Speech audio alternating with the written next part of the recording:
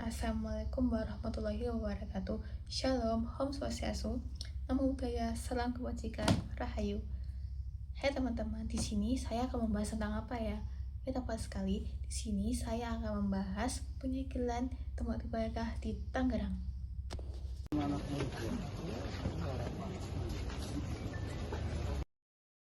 Assalamualaikum warahmatullahi wabarakatuh. Saya Ahmad Abdul Rashid dari Kampung Tukang Kajang menyatakan alhamdulillah bahwa tempat yang bermasalah di kampung kami sudah disegel dan ini murni adalah pelanggaran daripada perizinan, bukan berarti kami melarang dan lain sebagainya di dalam ibadah umat beragama. Sebetulnya memang perihal ini sudah bertahun-tahun, sampai kurang lebih 3 tahun selalu kami dipancing amarah bahwa sebetulnya sudah ada kesepakatan sebelumnya tempat ini tidak digunakan, dan selalu berkali-kali kami dibohongi, bahkan aparat juga dikangkangi. Oleh karena itu sebetulnya ini murni adalah penegakan hukum, ini murni adalah sebagai bentuk keadilan. Oleh sebab itu janganlah permasalahan ini dibesar-besarkan, dan kami mohon tetap menjaga kerukunan di antara kita semua. Terima kasih. Assalamualaikum warahmatullahi wabarakatuh. Izin awal konflik sendiri di tahun berapa sih Pak? Awal konflik sebetulnya tempat ini memang dari 20 tahun yang dulu itu sudah tidak diperbolehkan, sehingga mereka beribadah di Puri Naga Indah. Cuma kami di tahun 2022 kalau nggak salah tiba-tiba ada gedung. Tadinya nggak ada gedung, tiba-tiba ada gedung. Akhirnya diadakan mediasi untuk peralihan tempat ibadah. Padahal mereka izinnya katanya yayasan, katanya ya. Saya juga tidak tahu. Sehingga akhirnya seperti inilah. Intinya nggak usah panjang. Intinya kami masyarakat tidak bukan intoleran, kami bertoleransi. Bukan masalah melarang peribadatan, tidak, karena sebelumnya mereka sebelum di sini ada di wilayah sebelah. Itu kami fine-fine saja, kami tidak melakukan apapun karena mereka sudah sesuai dengan perizinan tempatnya, bangunannya. Nah, untuk di sini seperti yang kita tahu sekarang yang menyegel itu adalah pihak pemerintah dalam hal ini Satpol PP, berarti memang secara perizinan bangunan pun mereka belum memenuhi syarat. Itulah yang bisa kami sampaikan. Intinya masyarakat tidak melarang proses ibadah mereka, tapi yang kami minta adalah bagaimana proses perizinan mereka bisa ada di sini, itu aja. Karena sebelumnya juga mereka ada di wilayah kami tidak melakukan apa-apa, gitu kan. Tapi untuk di sini memang mereka seperti yang kita tahu sekarang sudah disegel, secara tidak langsung mereka melakukan tindakan yang memang tidak sesuai dengan hukum peraturan agama dan negara. Itu aja. Oleh Pak Martini. Dan selanjutnya Namanya siapa? Jaja. Berapa Pak? Udah cukup.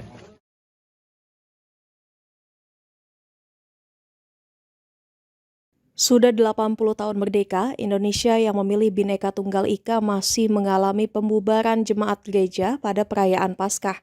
Dalam video yang viral di media sosial, terlihat sejumlah pria dewasa menghampiri sebuah gereja yang tengah melaksanakan ibadah Paskah. Mirisnya lagi, pembubaran tersebut didampingi aparat negara seperti Satpol PP. Bahkan setelah ibadah, Satpol PP Kabupaten Tangerang menyegel gereja dengan dalih tidak berizin. Terkait hal ini, Persekutuan Gereja-Gereja di Indonesia atau PGI mengatakan keprihatinan mendalam sekaligus mengecam tindakan penyegelan tempat ibadah saat menjalankan Paskah Jumat 3 April. Pernyataan itu disampaikan dalam keterangan tertulis yang dibagikan Sabtu 4 April yang ditandatangani Pendeta Etika Saragi selaku Sekretaris Eksekutif Bidang Keadilan dan Perdamaian PGI.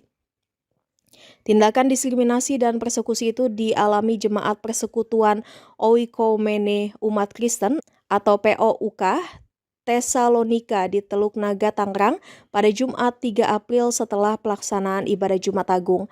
PGI menyebut peristiwa ini melukai perasaan umat Kristen yang sedang memasuki perayaan Paskah dan menciderai komitmen bangsa terhadap kebebasan beragama dan beribadah sebagaimana dijamin dalam Undang-Undang Dasar 1945 khususnya pasal 28E dan pasal 29. PGI memahami pentingnya ketaatan terhadap peraturan perundang-undangan, termasuk terkait perizinan bangunan. Namun demikian, penegakan aturan tidak boleh dilakukan dengan mengorbankan hak dasar warga negara, terlebih dalam situasi yang syarat tekanan sosial dan potensi diskriminasi terhadap kelompok minoritas. Sehubungan dengan itu, PGI menyatakan sikap yang pertama, mengecam tindakan penyegelan yang dilakukan tanpa mempertimbangkan secara adil hak konstitusional umat untuk beribadah, khususnya pada momentum sakral seperti Jumat Agung dan menjelang Paskah. Kedua, mendesak pemerintah untuk mewujudkan jaminan rasa aman dalam beribadah bagi seluruh penganut agama dan kepercayaan tanpa kecuali, serta memastikan tidak ada tindakan serupa yang menghambat hak fundamental warga negara. Ketiga, meminta aparat negara untuk tidak tunduk pada tekanan kelompok tertentu, tetapi berdiri tegak sebagai pelindung seluruh warga negara tanpa diskriminasi. Keempat, mendorong dialog yang inklusif dan berkeadilan guna mencari solusi jangka panjang dan permanen yang menghormati hak semua pihak. Kemudian mengajak seluruh elemen masyarakat untuk menahan diri, mengedepankan semangat toleransi serta merawat kebinekaan sebagai anugerah dan kekuatan bangsa Indonesia. Dalam Perang Iman Kristiani, PGI juga mengingatkan bahwa panggilan gereja adalah menghadirkan damai di tengah dunia. Namun damai tidak boleh dibangun di atas ketidakadilan. Oleh karena itu, PGI berharap agar negara sungguh-sungguh hadir sebagai penjamin keadilan dan pelindung kebebasan beragama bagi seluruh warga. Jangan lupa subscribe ya.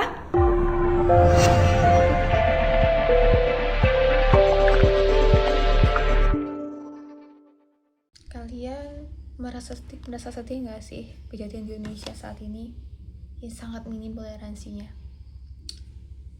Sebelum masuk ke pembahasan, aku ingin kita melihat kasus ini dengan pikiran terbuka. Karena kasus ini bukan hanya sekedar soal atau benar atau salahnya, melainkan tentang bagaimana kita sebagai manusia, sebagai warga negara bersikap. Artinya adalah kita memanusiakan manusia seperti itu, teman-teman. Nah, sebagai mahasiswa, kita punya peran penting nih, yaitu bukan sekedar menerima informasi, tapi juga menganalisis dan memahami cara lebih mendalam. Kenapa ya aku angkat kasus ini? Karena menurut aku kasus ini sangat berkaitan dengan kehidupan kita di Indonesia yang penuh keberagaman. Kita kan Bhinneka Tunggal Ika, berbeda-beda tetapi tetap satu jua. Itu adalah ideologi kita dan sudah terpancar di lambang Pancasila itu, kelima Pancasila. 1. Ketuhanan yang Maha Esa.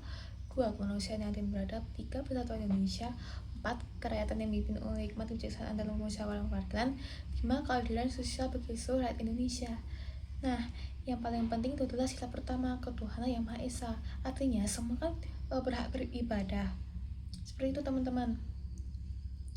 Dan dari kasus ini kita itu bisa belajar banyak tentang toleransi, hukum, juga nilai-nilai kewarganegaraan lainnya. Seperti itu. Nah, setelah melihat video tadi kan ada nih sebuah rumah doa atau gereja yang sedang dalam disegel oleh sekelompok masyarakat. Namun setelah kegiatan itu berlangsung, tempat tersebut justru disegel oleh Satpol PP. Hai, di mana letak toleransinya itu? Itu nggak masuk akal, teman-teman. Kita harusnya itu menyempatkan teman kita yang sedang beribadah seperti itu, bukan malah merusuh. Alasan penyegelannya adalah karena bangunan tersebut tidak memiliki izin resmi atau PBG. Alasan dari penyegelan adalah karena bangunan tersebut tidak memiliki izin resmi atau PBG. Selain itu, penyegelan ini juga dipengaruhi oleh penolakan dari masyarakat sekitar, teman-teman. Artinya, ada warga yang merasa keberatan dengan tempat ibadah tersebut. memangnya harus ada perizinan dahulu ya? Atau mungkin kan sila pertama sudah dijelaskan kan bahwa ketuhanan yang Maha Esa, artinya setiap umat, setiap manusia itu di Indonesia bisa beribadah dengan sesuai kepercayaan masing-masing tanpa adanya intimidasi atau membuma dan lain sebagainya atau penyegelan seperti ini. Di Indonesia juga ada haknya dan kewajibannya kan. Hak sebagai warga negara itu seperti apa? Seperti itu teman-teman. Hak kita dulu juga harus beribadah kan. Begitu teman-teman. Kalau kita bayangkan ya, posisi ini juga sangat rumit teman-teman. Di satu sisi lain ada kelompok yang hanya ingin beribadah dengan tenang. Di sisi lain ada masyarakat yang menolak. Dan di sisi lain lagi ada pemerintah yang menjalankan aturan. Jadi ini bukan konflik sederhana. Makanya aparat hukum harus menegakkan keadilan dalam situasi yang genting ini teman-teman. Tapi sekarang kan sudah biasanya kan sekarang kalau ada uang selalu begitulah. Kalian pasti tahu kan kalau ada uang pasti ini bukan hanya soal izin, tapi juga soal bagaimana masyarakat menerima perbedaan. Di Indonesia ini juga sangat beragam teman-teman. Di Indonesia sangat beragam sekali. Kita mempunyai 6 agama, Konghucu, Islam, Kristen, Katolik, Hindu, Buddha, dan Hindu. Kita harus saling toleransi ya teman-teman. Tidak boleh seperti ini. Yang video yang aku tunjukkan waktu itu. Kalau kita lihat sekilas, mungkin kita akan langsung berpikir, ya memang salah karena tidak punya izin. Tapi sebagai mahasiswa, kita tidak boleh berhenti di situ. Kita harus bertanya lebih dalam lagi teman-teman. Kenapa sampai tidak punya izin? Apakah prosesnya mudah? Apakah ada faktor lain? Kan kita tidak mengerti. Maka dari itu kita harus berpikir kritis. Mengapa masalah ini bisa terjadi teman-teman? Seperti itu. Karena dalam kehidupan nyata, sebuah masalah hampir tidak pernah disebabkan oleh satu hal saja. Banyak sekali masalah yang kita alami teman-teman. Biasanya ada faktor yang saling berkaitan. Dan sinilah pentingnya berpikir kritis. Nah, sekarang kita masuk ke dalam akar permasalahannya teman-teman. Masalah perizinan. Memang benar, tempat ibadah pun belum memiliki izin resmi. Tapi kita perlu melihat apakah semua orang punya akses yang mudah untuk mengurus izin. Tidak kan? Dalam kenyataannya, proses perizinan tempat ibadah sering panjang dan rumit. Harus mengurus ini, mengurus itu, dan sebagainya. Kan harus perlu proses kan? Dan ini yang membuat banyak orang akhirnya menggunakan tempat sementara. Seperti itu teman-teman. Lalu yang kedua adalah tekanan dari masyarakat. Dalam kasus ini, ada penolakan dari warga sekitar. Yang artinya, masyarakat ini tidak terima kalau suatu tempat ini dibuat tempat beribadahan sebagai umat Nasrani yang menjalankan tentang ibadah. Lebih tepatnya, waktu itu adalah momen Paskah. Nah, ini menunjukkan bahwa masih ada masalah dalam penerimaan terhadap perbedaan. Artinya, masyarakat ini ditoleransi ya teman-teman. Karena apa? Masyarakat ini menolak umat yang lain beribadah di suatu lokasi tersebut. Padahal kan Indonesia kan sangat beragam ya. Seperti yang aku katakan tadi. Harusnya perbedaan ini sebagai kekuatan bertumbuh untuk kita, untuk saling bersatu, bertumbuh. Tapi kenyataannya tidak seperti itu, malah membuat kericuhan dan membuat kegaduhan dan membuat satu pihak ini merasa terugikan ya teman-teman. Lalu yang ketiga adalah kurangnya toleransi di Indonesia ini teman-teman. Toleransi itu bukan teori, tapi juga kita perlu mempraktekkan langsung di dunia nyata. Toleransi itu terlihat dalam tindakan. Kalau ada orang beribadah, seharusnya kita menghormati. Contohnya, mengizinkan teman kita beribadah, atau misalnya ada tempat yang kita lagi beribadah gitu, yang umat Nasrani. Lalu yang umat lain mungkin bisa ikut menjaganya atau menghormati seperti itu. Yang keempat adalah kurangnya komunikasi. Karena komunikasi juga penting teman-teman. Karena sejak awal ada komunikasi antara pihak terkait, mungkin konflik ini tidak akan terjadi. Yang kelima adalah dalam beberapa kasus kelompok minoritas sering menghadapi kesulitan lebih besar. Ini yang harus kita perhatikan, karena kalau dibiarkan bisa menimbulkan ketidakadilan. Maka dari itu aparat hukum atau yang berkuasa, ayo dong tegakkan keadilan kepada umat beragama ini.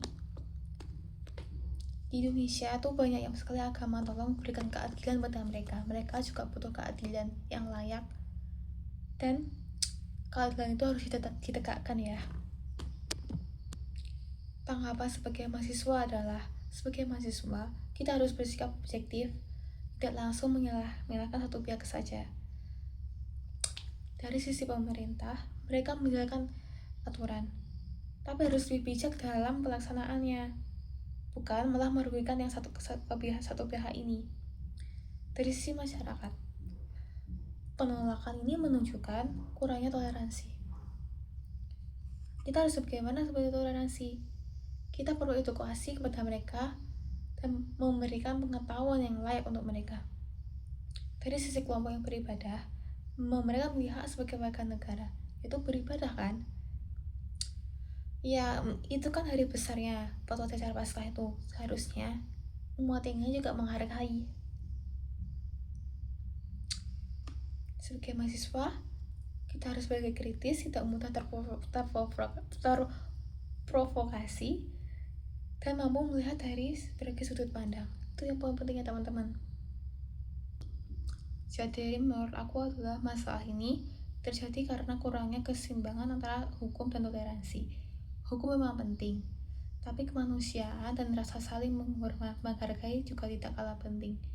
Ayo teman-teman, kita harus saling menghargai ya kepada teman-teman yang berbeda agama dengan kita, karena kita tuh Indonesia yang harus beragam, dan kita ayo saling toleransi teman-teman. Dan mahasiswa itu sering yang kita lihat itu media atau hanya sebagian dari kenyataan. Menurut aku kasus ini mengingat bahwa kita masih punya pekerjaan besar dalam menjaga toleransi di Indonesia. Dan disinilah peran mahasiswa penting, yaitu menjadi jembatan antara perbedaan, bukan malah membesar konflik. Itu tadi, tidak terprovokasi seperti. Lalu bagaimana solusinya kita sebagai mahasiswa teman-teman?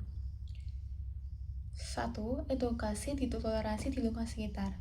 Contohnya adalah mahasiswa bisa mulai dari hal kecil, misalnya dengan mengedukasi teman, keluarga atau lingkungan sekitar tentang pentingnya toleransi. Bisa lewat diskusi, media sosial atau kegiatan kampus, atau pasang banner-banner atau membuat pamflet yang stop diskriminalitas atau ayo toleransi begitu. Karena perubahan besar selalu dimulai dari kesadaran kecil. Yang kedua adalah mengadakan forum diskusi atau kajian. Mahasiswa bisa membuat forum diskusi tentang isu-isu seperti ini. Tujuannya supaya masyarakat, khususnya anak muda, tidak hanya ikut-ikutan opini, tapi benar paham masalahnya. Biasanya kan anak-anak muda itu kan terlalu FOMO seperti itu ya, harus ikut ini, ini harus ini, ini harus itu, padahal kan pertanyaan belum tentu benar seperti itu. Hanya berpikir kritis itu tadi. Nah, dengan diskusi tadi kita belajar melihat dari berbagai sudut pandang seperti itu teman-teman. Yang ketiga adalah menjadi penengah, agent of peace. Mahasiswa juga berperan sebagai penengah dalam konflik sosial. Misalnya, melalui kegiatan pengabdian masyarakat atau organisasi kampus. Kita bisa membantu kok membuka ruang dialog antara masyarakat dan pihak terkait, bukan memperkeruh suasana tapi justru menenangkan. Seperti itu, karena kita telah bijak. Yang keempat, mengkritisi kebijakan secara bijak. Kalau ada kebijakan yang dirasa kurang adil, mahasiswa berhak menyanggah kok atau menyampaikan kritik. Tapi kritiknya adalah berbasis data, disampaikan dengan sopan, dan bertujuan membangun. Seperti itu. Bukan sekedar emosi atau mungkin tren. Intinya kita tetap tenang dahulu teman-teman. Kita menyampaikan apa data yang valid di orang-orang sekitar, seperti itu. Yang kelima adalah menggunakan media sosial secara positif. Di era sekarang, mahasiswa punya kekuatan besar di media sosial. Gen Z, teman-teman Gen Z ya teman-teman. Kita bisa menyebarkan edukasi tentang toleransi, klarifikasi informasi yang salah, dan pesan-pesan damai. Jadi, bukan menyebarkan kebencian, tapi menyebarkan pemahaman teman-teman. Lalu yang keenam adalah mendorong sistem yang adil. Mahasiswa juga bisa berperan dalam jangka panjang, misalnya melalui penelitian atau kajian akademik. Hasilnya bisa jadi masukan untuk pemerintah agar sistem perizinan lebih adil dan tidak diskriminatif. Jadi, solusi dari mahasiswa bukan hanya teori, tapi tindakan nyata, mulai dari lingkungan kecil sampai ke level yang lebih luas. Karena mahasiswa itu bukan hanya orang yang belajar, tapi juga orang yang membawa perubahan. Nah, dalam kaitan kewarganegaraan itu juga lebih penting teman-teman. Bila UUD 1945 pasal 29, setiap warga negara dijamin kebebasannya untuk beribadah. Artinya, negara harus melindungi hak tersebut. Selain itu, dalam Pancasila, sila pertama, ketuhanan yang Maha Esa. Sila ketiga, persatuan Indonesia. Kasus ini menunjukkan bahwa nilai tersebut belum sepenuhnya diterapkan. Maka dari itu, bagaimana seharusnya kita bersikap sebagai warga negara? Pertama, kita saling menghormati perbedaan. Karena keberagaman itu adalah identitas bangsa Indonesia, bukan sesuatu yang harus ditolak. Kedua, kita harus menempatkan hukum dan kemanusiaan secara seimbang. Artinya, aturan tetap dijalankan, tapi tidak boleh menghilangkan rasa keadilan dan empati. Yang ketiga adalah kita harus menjaga persatuan. Jangan sampai perbedaan justru memecah belah kita sebagai bangsa. Karena tujuan utama dari nilai kewarganegaraan adalah menciptakan kehidupan yang damai dan harmonis. Keempat, sebagai mahasiswa juga kita harus menjadi contoh dalam bersikap toleran dan berpikir kritis. Bukan ikut-ikutan menyebarkan konflik, tapi justru menjadi bagian dari solusi. Dan adalah peran khusus mahasiswa dalam kewarganegaraan. Sebagai mahasiswa, kita punya tanggung jawab moral yang besar, yaitu kita tidak hanya belajar teori saja kewarganegaraan, tapi juga harus menerapkannya. Mahasiswa itu harus menjadi sikap toleransi, menjadi penghubung antara kelompok, dan menjadi penyampai aspirasi masyarakat. Selain itu, mahasiswa juga harus berani menyuarakan keadilan, tapi tetap dengan cara yang santun dan intelektual. Dari kasus ini, kita belajar bahwa warganegaraan itu bukan hanya tentang status sebagai warga negara saja, tapi tentang bagaimana bersikap, bagaimana kita memperlakukan orang lain, dan bagaimana kita menjaga nilai-nilai kebangsaan. Kalau nilai ini benar-benar ada di kehidupan kita, maka konflik seperti ini tidak akan terjadi di Indonesia kok. Tidak jadi seperti ini. Yuk, jujur rasa tinggi toleransi ya teman-teman. Aku yakin kalian tuh bisa. Sebetulnya kasus ini banyak terjadi di Indonesia teman-teman. sudah banyak, tapi mungkin belum sepenuhnya ada di berita. Tetapi kalian sadarkan di Indonesia ini seperti apa. Kita saling toleransi ya teman-teman. Sebagai penutup, kasus ini mengajarkan kita bahwa COVID tidak terjadi begitu saja. Ada banyak faktor yang saling berkaitan. Sebagai mahasiswa, kita harus mampu berpikir memberikan solusi. Dan sebagai warga negara, kita harus menjaga keberagaman di Indonesia ini. Karena Indonesia kuat karena perbedaan. Bhinneka Tunggal Ika, salam toleransi. Terima kasih.